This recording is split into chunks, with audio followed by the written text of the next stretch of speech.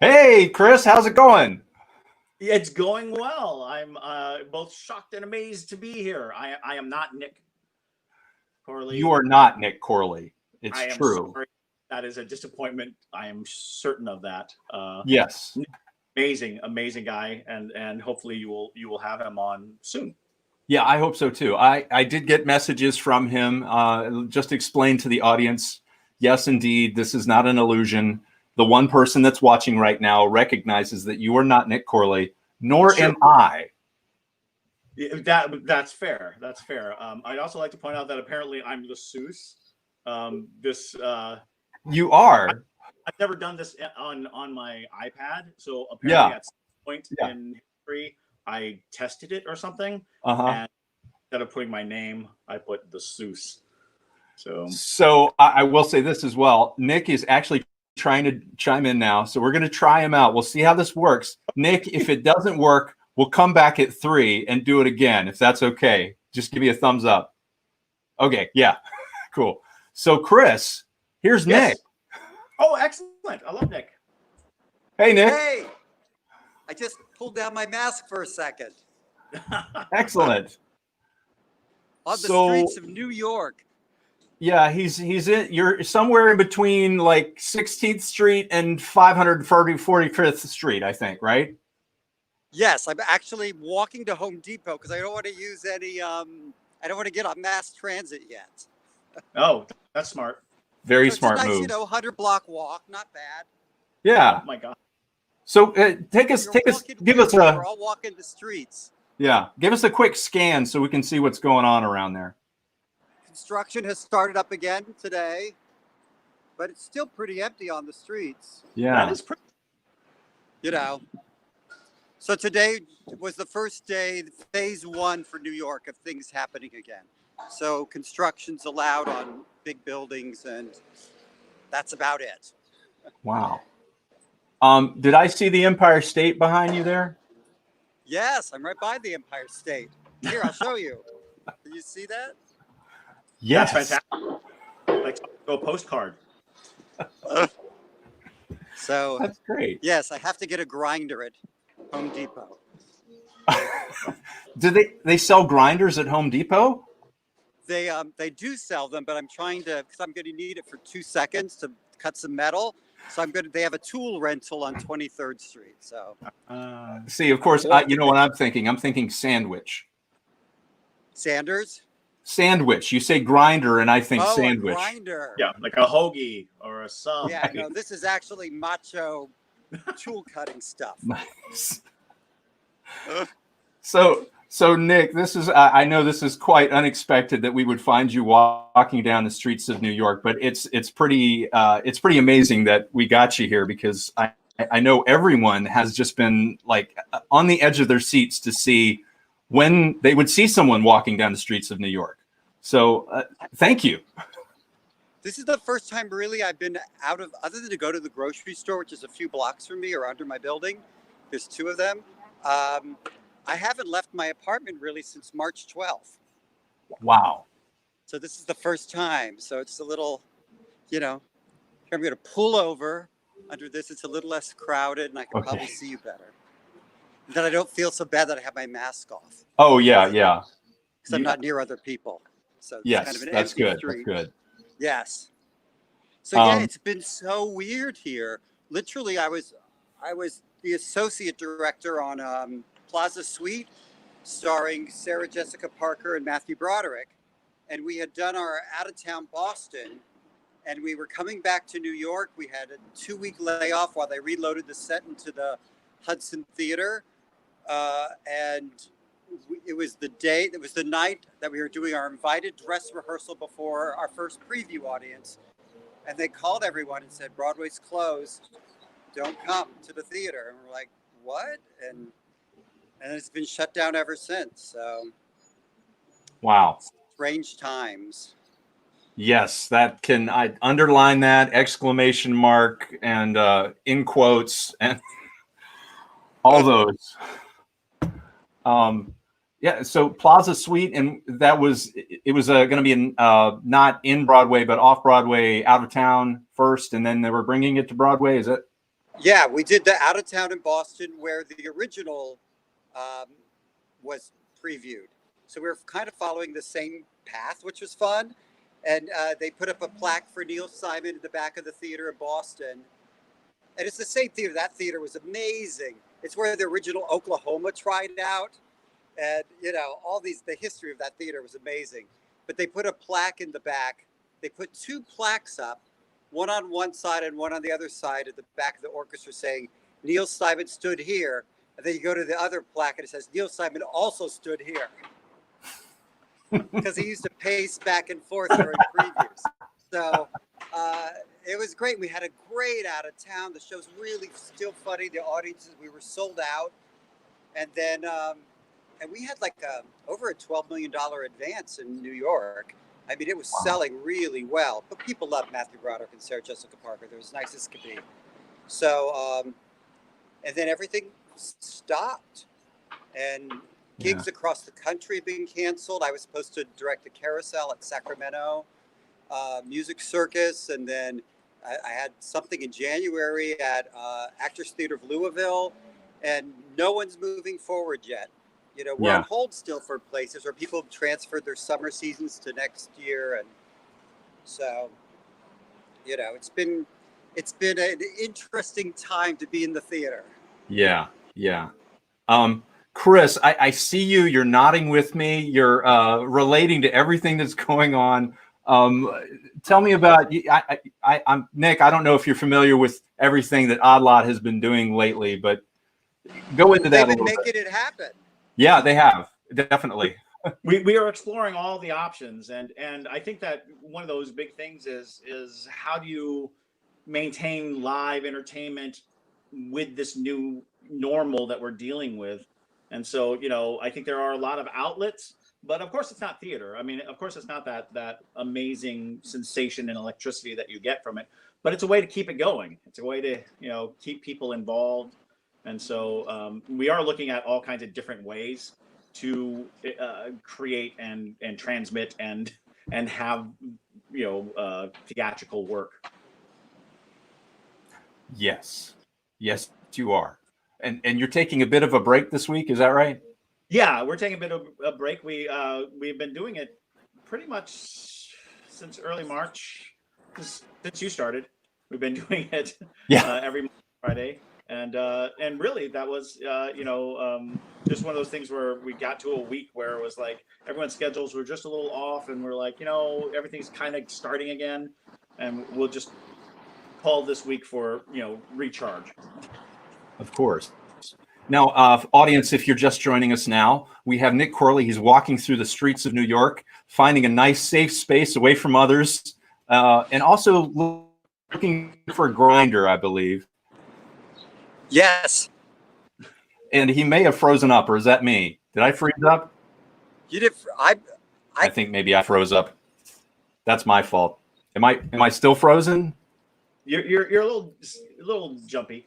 You're a little jumpy. Oh, modern technology. Love it. Am I back? We can hear you. You can hear me, no, but you can't see me? You're back. Okay, good. Yay. Thank goodness. I just upgraded my internet this week, and it seems that I didn't upgrade it enough. No such thing. No. Technology moves very fast. So, Nick, where are you?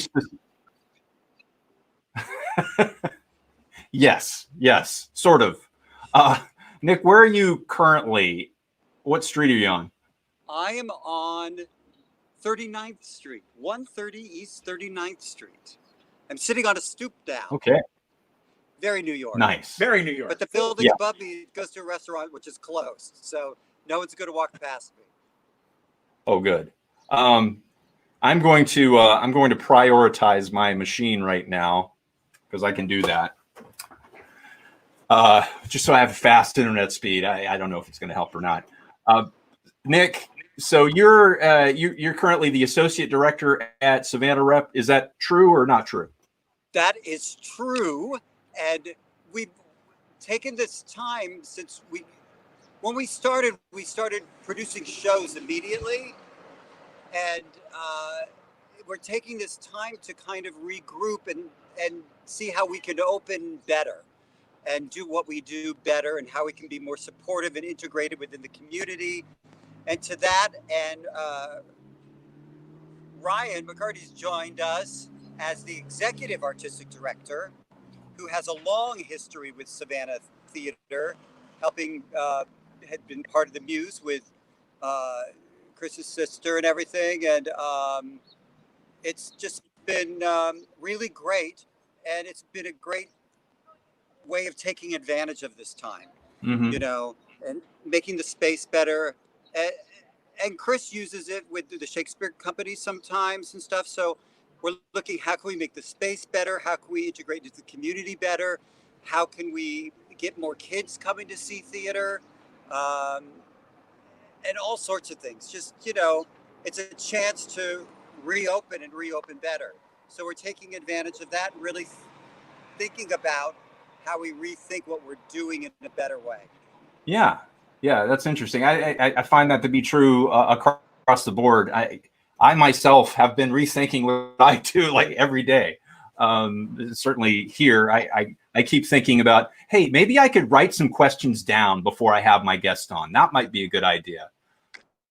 But they do seem to come to my mind magically. I don't know how. But anyway, tell me something, Nick. How long have you had that hat? I really like that hat. This hat, this is my second version of this hat. It's a great hat. It's like, it always makes me feel like Art Carney on Honeymooners. And the best part about this hat is you can squish it and then it goes right back. So it's great for traveling all over, because I work in Europe sometimes also. So, and as a fair pasty person, I have to have a hat.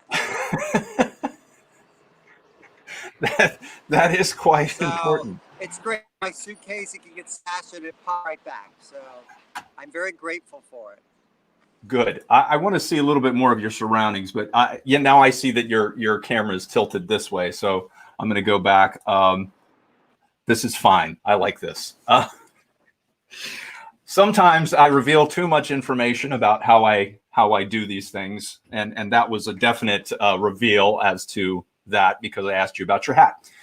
Anyway, so Nick, your history in the theater goes back a long way. Tell me when you first discovered that you loved the theater. Oh, personally? Yes. My mother took me to see a show when we went to Disneyland with my siblings, and I must have been 6, and I was the oldest. And my mother's from Brooklyn, so my mother had a whole history of theater in her. And she always valued it. So when we were little kids, she always took us to the theater. But the first thing, she took me to see The Sound of Music one night in a tent, and while my siblings were home with my grandfather. And that was all like a magical world, and kids inhabited it. I thought, wow, I could do that. That's fantastic. And it was in the round stage, but for me, I saw everything.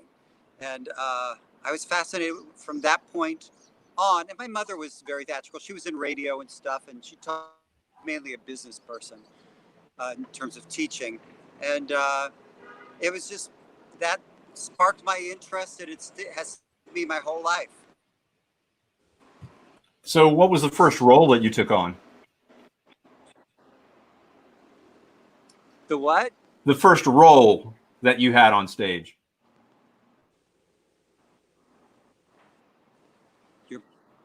I'm breaking up. You're breaking up a bit. The first role. Your first role in the theater.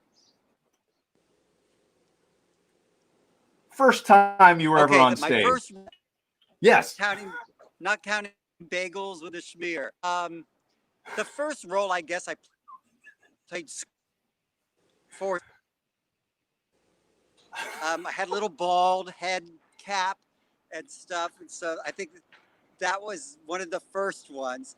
And then my first professional role was my first right out of college. I got my union and had done various shows with Syracuse Stage. And then my first Broadway show was She Loves Oh, She Loves Me. In the 80s, 90s revival, 80s, early 90s with Judy Kuhn and Boyd Gaines and Howard and Sally Mays. And it was just a great cast, and it was an honor to. I love that show. That's an amazing show. It's sweet and it's not heavy, and the music is great. That is a good show. I'll say that. Nick, are you still there? Yeah, yes, I think so. Can you hear us? You're back. You went away for a minute, but now you're back. Okay. So you mentioned, I didn't get the whole thing there. You mentioned you wore a bald cap, and I guessed Warbucks, but I'm not sure.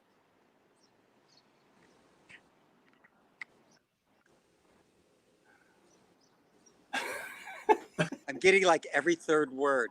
I'm going, you had. This is so much fun. Nick, should we try when you're more at a place where you have better speed? We can come back. Would that work for you? Because you seem to be breaking up a lot. I can't hear you. Okay. I'm going to send you a message. Ask Chris a poignant question. Okay, I'll ask Chris a poignant question. That's a great idea. Chris, here's a poignant. Here's what? No, why don't you ask me a poignant question? Sure. What was your first role? Well, I would also say a bagel with a schmear. That would probably be my first roll, or probably a cinnamon roll. Those are good too. Rolls. That's interesting. Yes. I think of bagels as bagels. I did too until Nick brought it up that those are in fact considered rolls. So yeah, I never. When I was a kid, we used to eat Brötchen, which is a German hard roll, very hard on the outside, very soft on the inside. And I can honestly say that I've spent my entire life looking for good Brötchen, good German bread. Can you get any good German bread here in Savannah? Oh, no. Savannah has a weird climate that makes all bread a little chewy. So even bagels, like you can't get good bagels here because I think humidity. Yeah, that's true. Although I do like the Big Bond. Yeah. I've been enjoying your bagels. Yeah, absolutely. I mean, I think of the last couple of years, people have started paying attention to, that element. Yeah. So Nick, are you listening? Can you hear us now?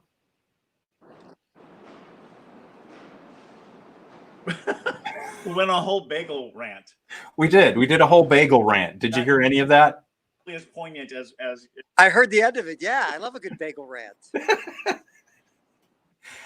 Well, Chris asked me the pointed question. Really fast to say,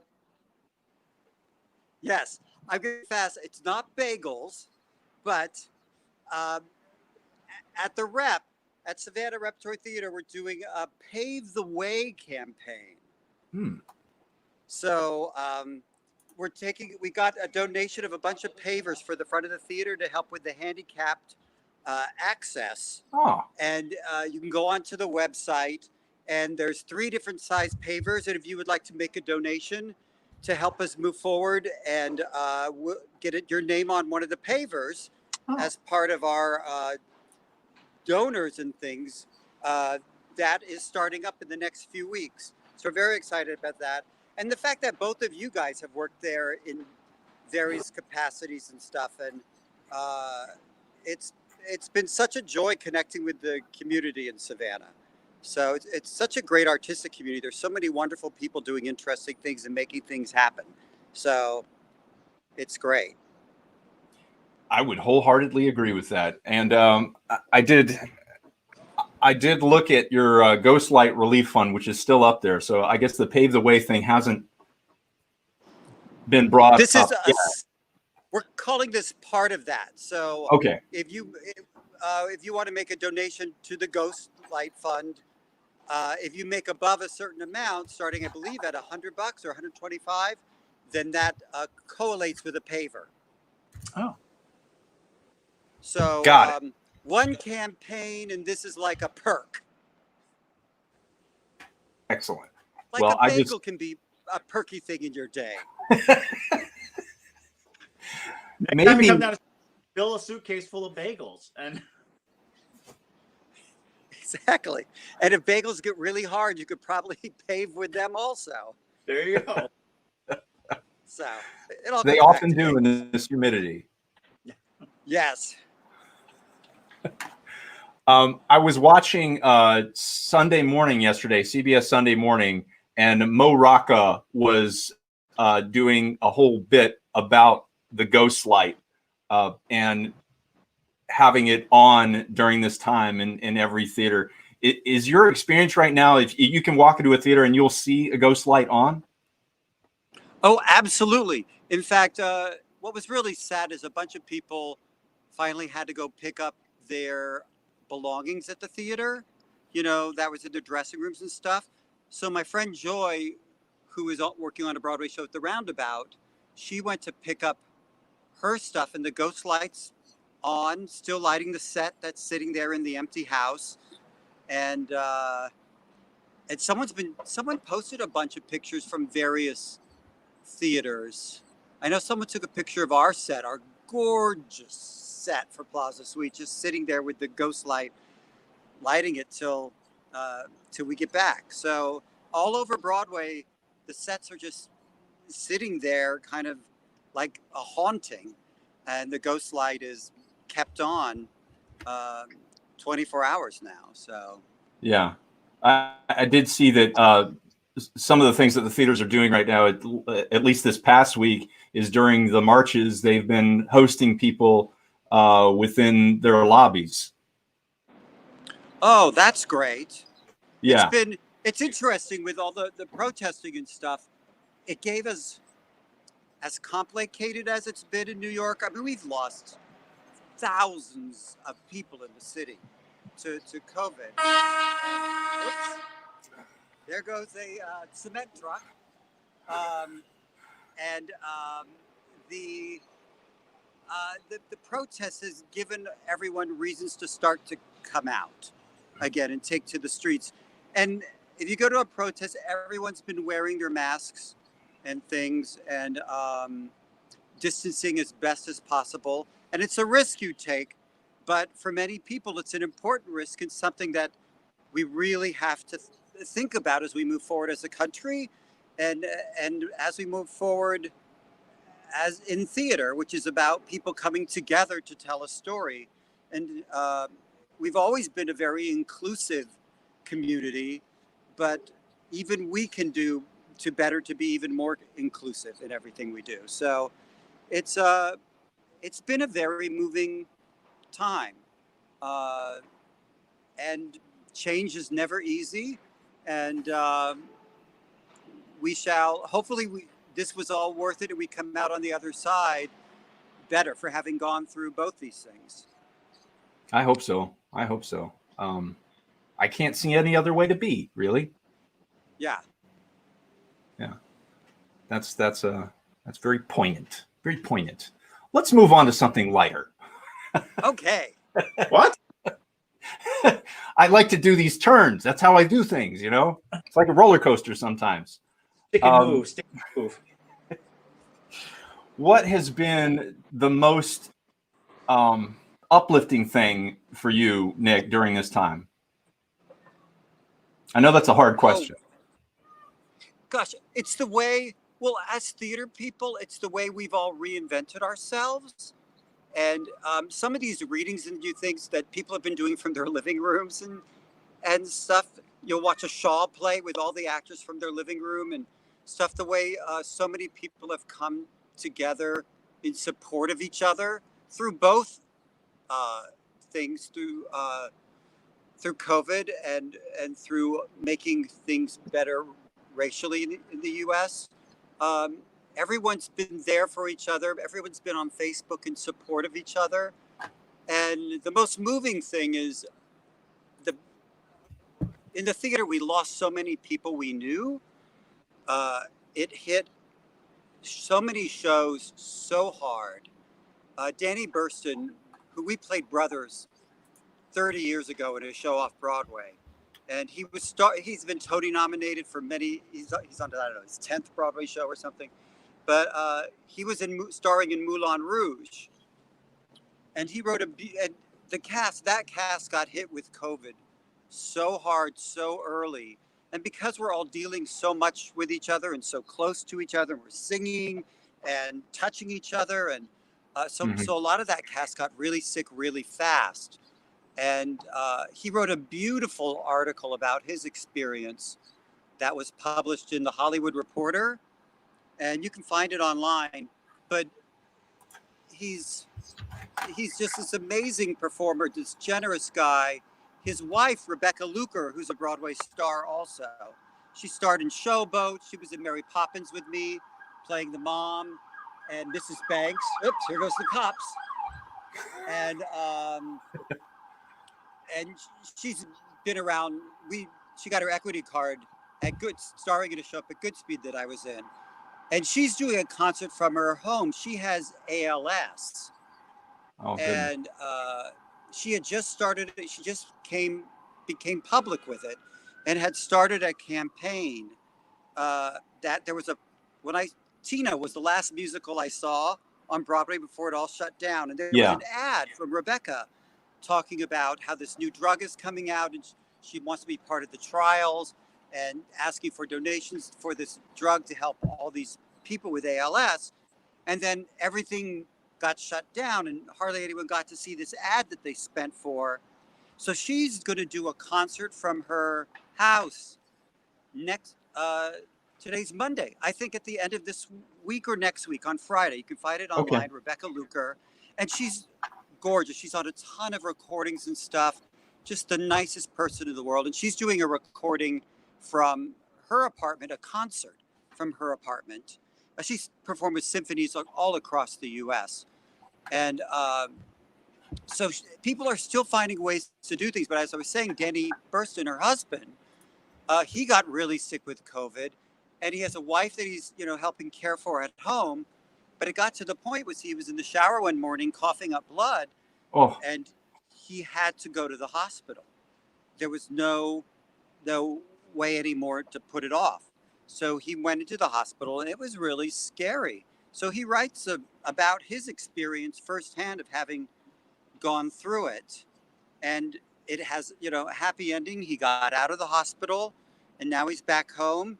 And she had a mild case of it, somewhat case of it, but not as bad as he did. And now he's giving blood because he has all these antibodies to help other people. And she's doing this concert to help other people. So I think it's how the theater community says, how can we help other people? How can we pitch it and make things happen? And I think that's really moving, especially after we lost so many people, writers and producers. And I lost a dresser who was my dresser at Christmas Carol when I did that for 10 years. She was at Phantom. And she was just the grooviest, nicest person and not that old. This guy who was in the band Dream Street, he was a Gavroche on Broadway and stuff. And a lot of the theater people knew him from his Broadway shows. And, he was 34 years old and he passed away, I think, a week ago. So from us here in the city, take it seriously and wear your mask, wear your gloves when you need to, do your distancing. And if we all do that, we can really get through this with some grace and ease. I mean, we'll still lose people, but not nearly the numbers that we need to if everyone just does their part. Wear your mask for other people, because also it's so asymptomatic. You don't know who has it. That was the thing with Moulin Rouge. It got spread so much because so many people didn't even know they were sick. My friend Emily Skinner, she was working on the Britney Spears musical. They were in rehearsal. And I think she said 9 of them came down with it, but 5 of those 9 were asymptomatic. Wow. Had no idea they were sick. So just because you feel well, wear a mask, and take care of other people because you don't know for sure. Yeah. So, but that's what I think, that the theater's people to come together and support each other through anything is huge. Yes. Thank you, theater folk, for. So I'm on the police block. Something's going down. Something's always going down in New York. Is there anything hovering above your head that looks mechanical, slightly robotic, that's like watching you? Is that occurring right now? I say. Okay, good. Although it's so funny, since I've been home so much, I've been gardening on my patio, and some mockingbirds have taken roost in one of my bushes. So when I try to water, every time I go near there, I get attacked by birds. So I spray them with the water and run back in the house. I'm really brave. Yes. Hitchcock. He's coming back. Yes. I think of that. I had a dream last night. It was very Hitchcockian. Please, no. Oh, wow. Well, I got to say, Nick, thank you for coming on today. Is there anything else that you want to spread to everyone? Some joy that you want to bring us? Just support each other, be there for each other. And the more you do for other people, the more rewarding your life is. So, and that's a big part of theater. It's people on stage coming together to make something happen. And then it's a shared experience with an audience. I mean, we're finding out how we do things online right now, but eventually it's an ancient art form. We'll get back to it, and people will join together to hear great stories being told. And we hope they come see them at Savannah Rep and become part of what we're doing there, as you guys have. So we love the community, and we know we're all going to come out good on the other side. Yeah, well, the community here loves you as well.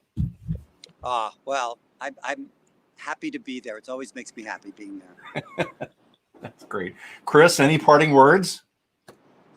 No, that's pretty much it. Yeah, that covers everything. Yeah, Chris. It's really wonderful that we have the resources and that Savannah Rep has brought to us a new level of resource for learning and growing as an artistic community.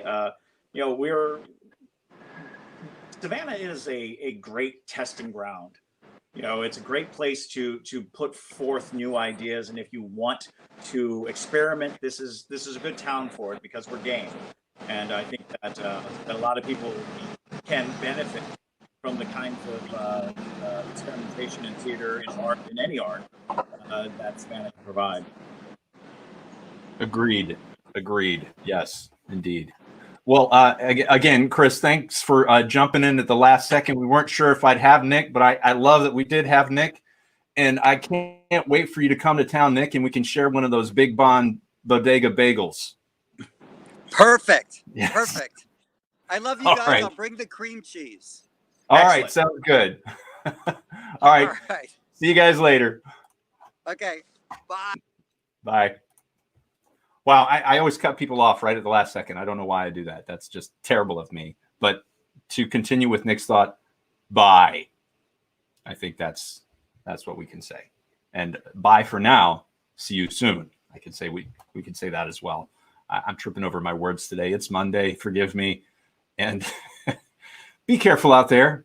Take care of yourself. I'll see you tomorrow.